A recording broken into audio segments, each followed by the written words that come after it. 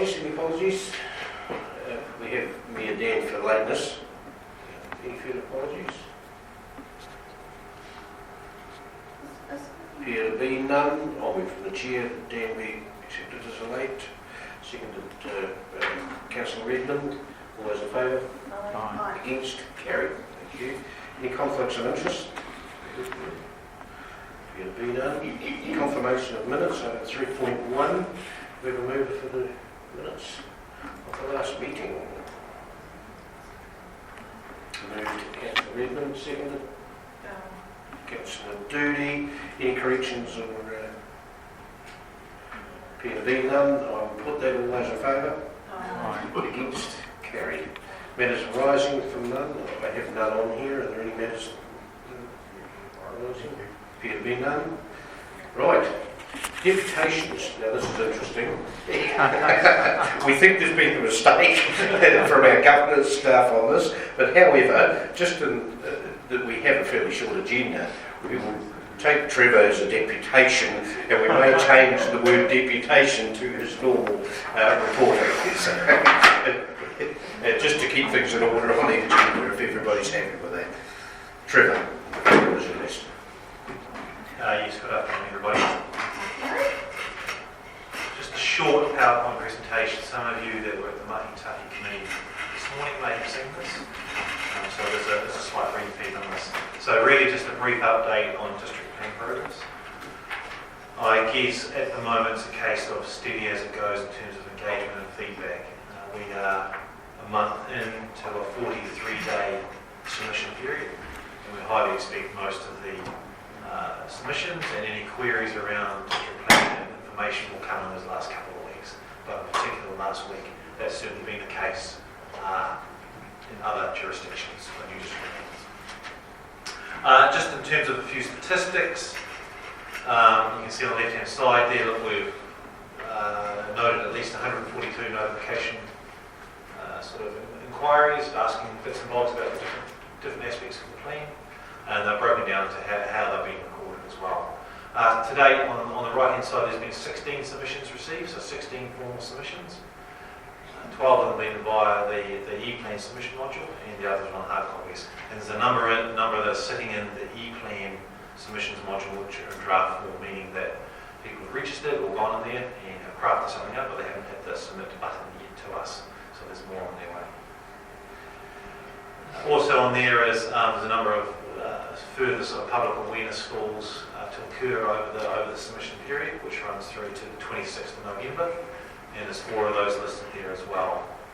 Obviously we do need to be COVID aware, and 1 or 2 have been changed over the course of October, and we just try to do our best in terms of making sure they're rescheduled at another time. Look, appreciate you probably can't read too much on this, but there's basically we grasped that out here from Sarah McFarlane and the comms team. This is regarding the website over the last month. You can see in the right-hand corner, top right-hand corner, talks about highlights, 1,900 visits to the website, of which there's 299 deeper dives, so that's the more informed visitors.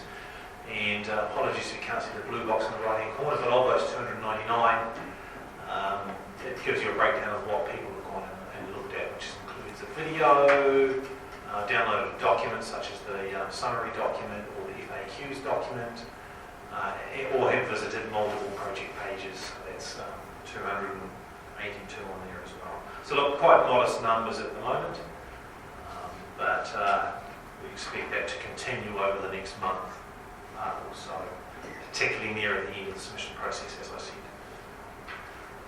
Look, I won't dwell on this one on too much, but this is just some of the new news feeds. So the banner in particular that runs around the top, it's had a little bit of attention as well. Look, we'll continue to keep up the communications package through all the channels that were in that communications plan. That includes drop in and talk to planners every day at the Rangiora Service Centre. There is an event tonight and tomorrow night at Kaipoi from 6 p.m. until 8 p.m. There's an Oxford Hall event coming up as well, followed by some more at Rangiora and Kaipoi weekend. And there's also the odd bespoke engagement event as well, such as at Mandeville and any other place that needs to pop up along the way as well, should people want to do that. But by and large, the main way is to get a hold of us is through the website, through the phone, through the email, and then we can talk to people through those channels as well.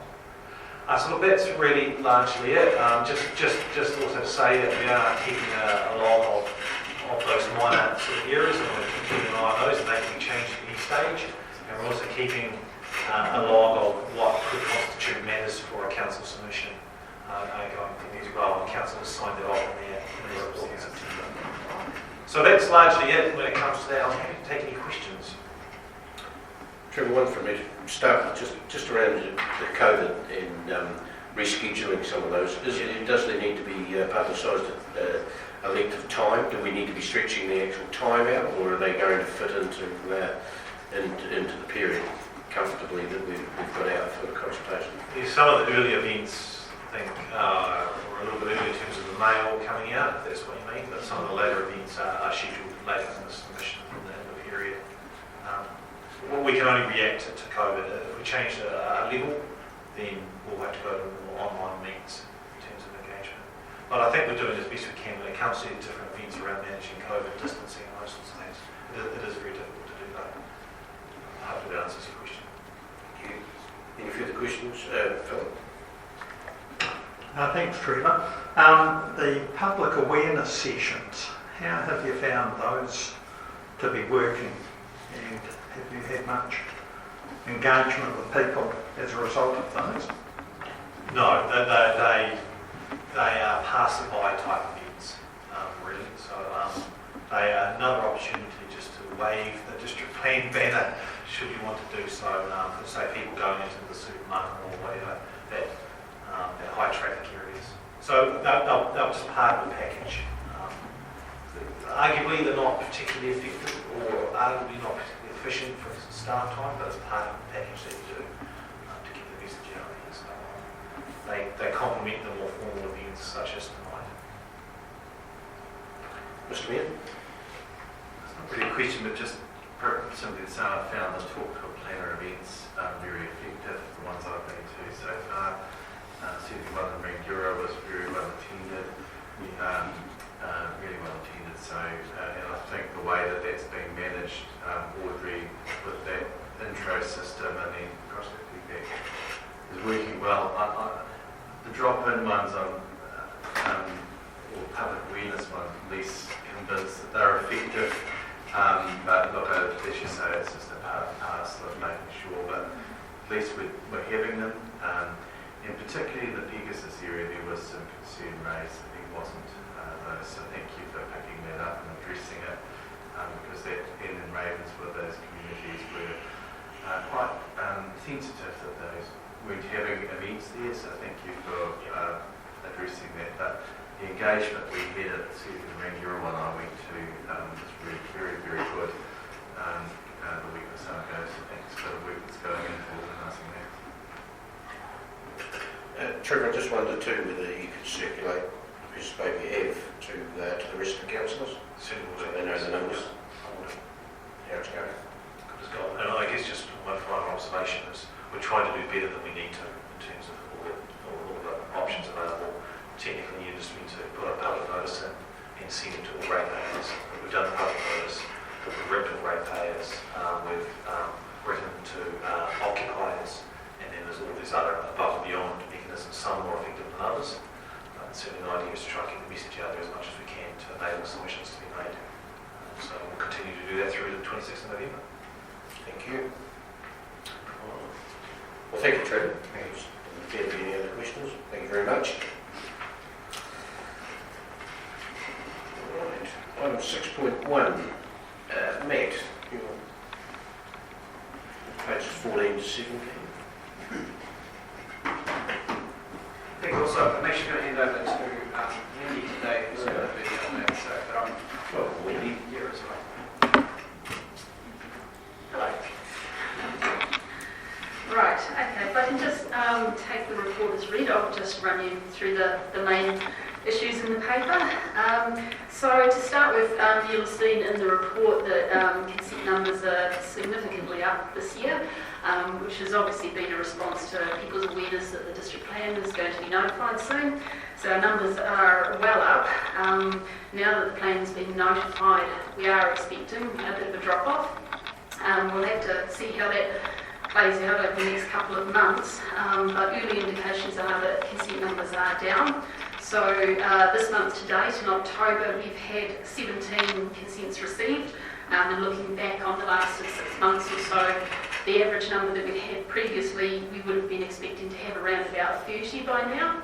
So yeah, early indications are that the numbers are down.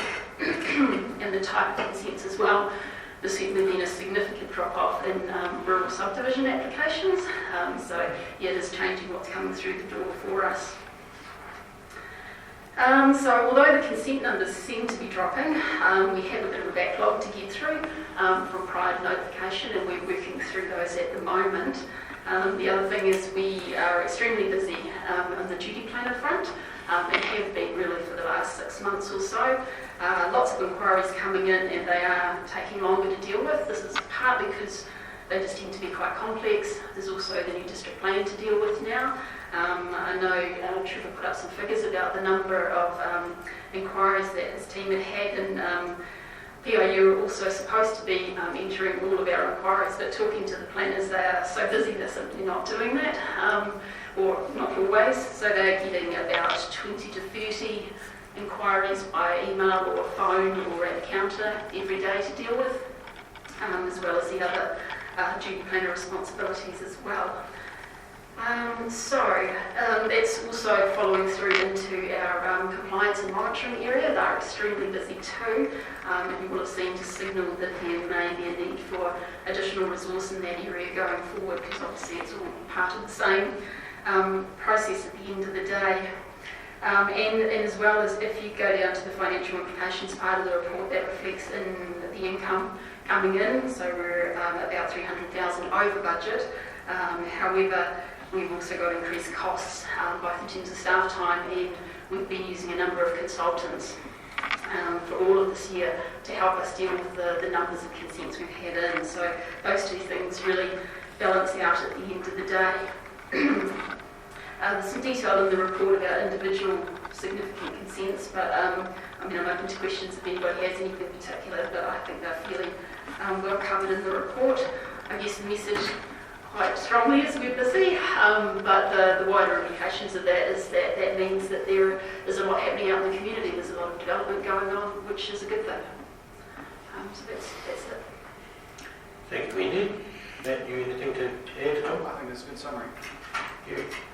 Questions? Councillor. Very good report. I see you are rushed off your feet. I was just curious though, on your at 1.4 you talk about service requests, 220 related to overhanging trees. Was that all just lately? And was it, and I guess my question behind that was that perhaps in conjunction with the Snaps and Solve campaign, or was it throughout the year? Sure, so I think that's throughout the year, and just to note that's the calendar year, and so some of us, that sometimes we do financial year and sometimes we do calendar year. And yes, that has gone, it has increased quite significantly because of Snaps and Solve, and also just to when our compliance staff are out and they see an issue that needs to be dealt with, they'll log it as an issue and then deal with it right there too. So sometimes it's not a call that's come into us to resolve it, it's just something we've picked up and we've put it through the record system. Thanks. I was just wondering what impact that might have had on you guys. So, thank you. Any further questions? Appears to be none. We have recommendations and we're prepared to move. Moved to Councillor Redmond, seconded Councillor Doody. Councillor Redmond. Just thank you, Matt and Wendy, a very comprehensive report. So it's good to know that the numbers are up on last year, that you're actually coping and that the unit is fully staffed at a time when it is difficult to get staff. So you're in a very good space. Thank you. Councillor Doody. Any other speakers? Peter Fina. Thank you very much, and good luck if you work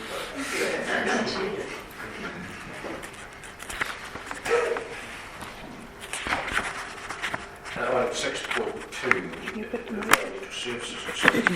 Will you put the motion, please? Did we put the motion? No, we didn't. Okay, you think we should? Yeah, I think. No, I don't need to write it. I'll put that. All those in favour? Those against? Okay. There we are, okay, just beginning.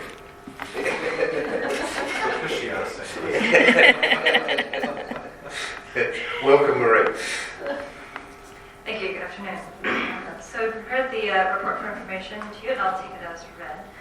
We did have kind of a random statistics that we threw in here just as a brief snapshot of the unit. As you can see, most of our service requests and number of dogs and dog registrations and licensing and everything is just gone up a little bit. It's not extremely far up, it's just kind of in line with population growing and just increased demands on our services in general. As for staffing capability, we are currently in the process of hiring an ESU team leader. We have filled the ESU administrator role, which has been wonderful to get back in-house, and so we're gradually transitioning some of the workload that we've been outsourcing to contractors back in-house as well. Does anybody have any specific questions about any part of this report? Any questions, Marie, from the report? Here to be done. Mr. Mayor. Increasingly getting a number of barking dog barking dog complaints.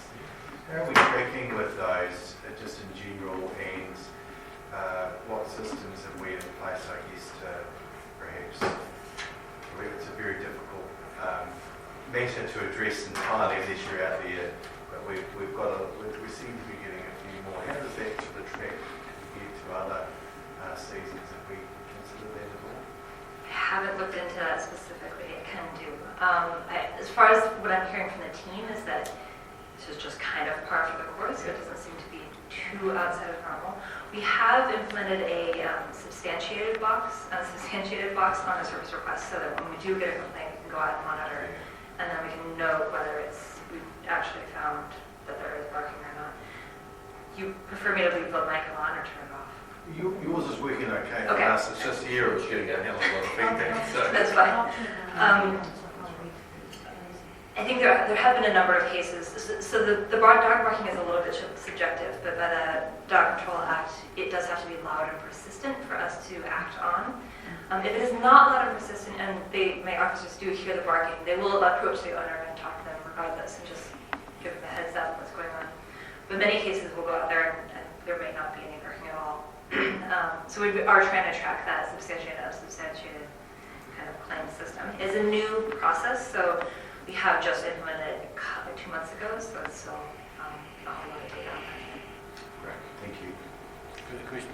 Councillor Bowen? Just on, regarding that, do you think there's a bit of a need of an education of our community as to what they can report? Because I think people report in good faith, but they don't realise the specific requirements of the Act. That's certainly a good suggestion. I don't know how well it would be received. I think part of the numbers being high is affected by lockdown. So more people being home and hearing it, and then also you've got more people at home with their dogs, and they may not be barking, but when the people go back to work, then anxiety levels go up a little ways, and they're oftentimes can bark more. So there's a little bit of both sides of that coin. During lockdown and after lockdown, you might get a little bit of increase. Any further questions? Appear to be none. We have a recommendation. Someone prepared to move to Councillor Barnett, seconded Mayor. Councillor Barnett.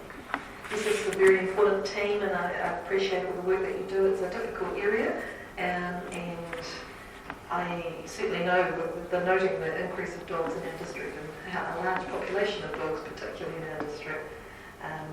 But we have seen, I haven't had as many complaints recently, actually, personally, about dangerous or menacing and that sort of thing. So I think that's nice to hear that we're getting on top of that. The barking thing, I think, is always going to happen.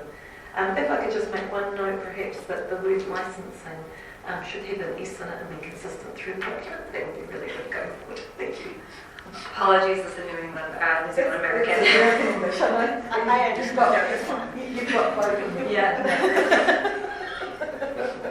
Mr. Mayor. Apologies. Very important issues to raise. Very Marie, can I say thank you for your report, and just to acknowledge I am getting, as you're probably aware through my office, more about dog barking issues, and I'm appreciative for how that and which they followed up, because they are subjective matters often, increasingly having people recording them now and getting those through, but I know that when they're sent through they're being followed up. I'm very impressed with the team and how they're operating in general and around other matters with parking and those sort of things too. Certainly people are appreciative that there are both sides of it, that have got the active enforcement who don't like it, but then there's the retailers in our towns that do prefer that, so we have people there. So I think your team's performing really well, and thank you for your report and what you're doing. Thank you. We do seem to have a number of residents who are not satisfied when we do not hear barking, and so they tend to escalate it. So we're trying to stay on top of it. You've done a good job. Councillor D. Thank you. Just a question on the food licensing. How do we get on when, with COVID, sometimes they have to be shut down and can't do their food licensing? Is there anything that we can do to perhaps alleviate some of the costs of the done, or what? How do we work that? How do you deal with that? We're more involved in the compliance and licensing side of it, so we are able to do, as I said in the report, we outsource this to a contractor who does have remote verification and capabilities, so they are able to continue the verification process to make sure everybody's license is up to date and their food safety plans are achieved throughout levels 3 and 2.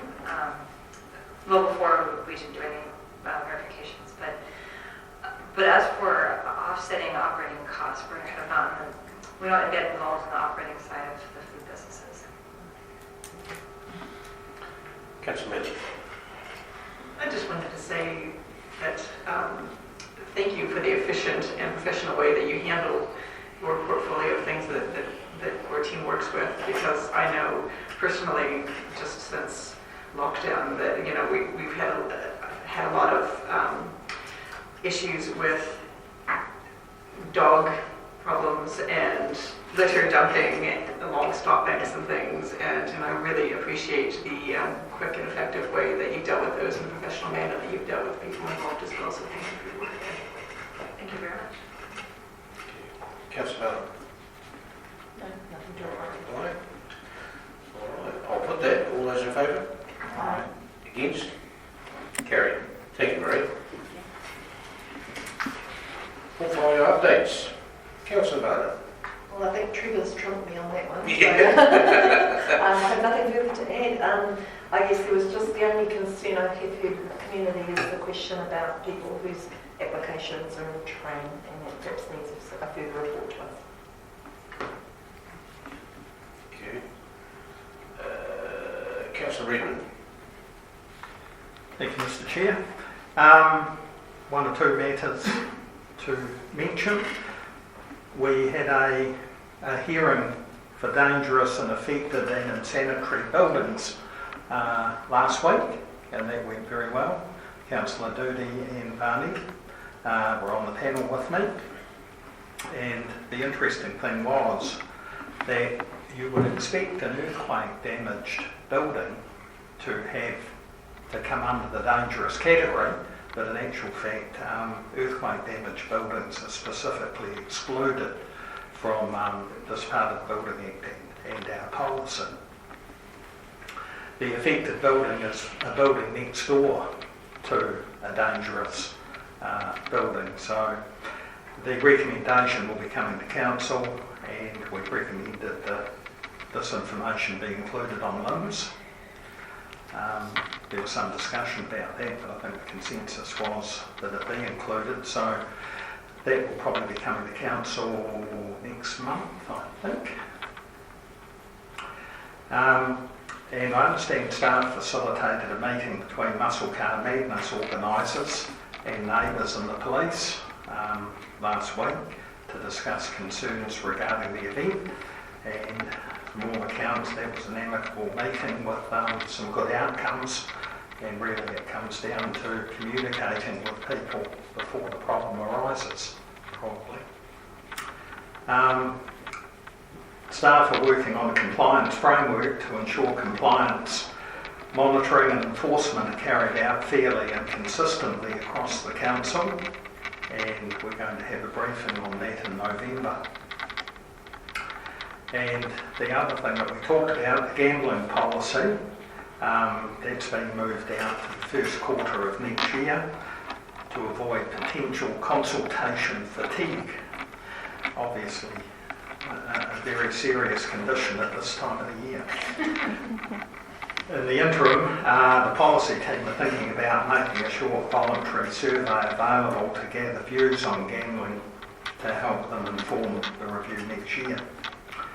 And there were some emails recently about the Minister of Civil Defence wanting to come and visit us. The new Minister is Kerry Allen, and because of other commitments, I think that's been put out until next year.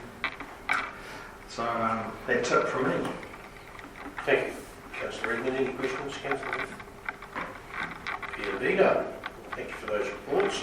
I have no questions, no urgent general business. The next meeting is included in the agenda there, so I declare the meeting closed. Just for Councillor Blacky's information, we didn't need 40 minutes, Councillor. Anyway.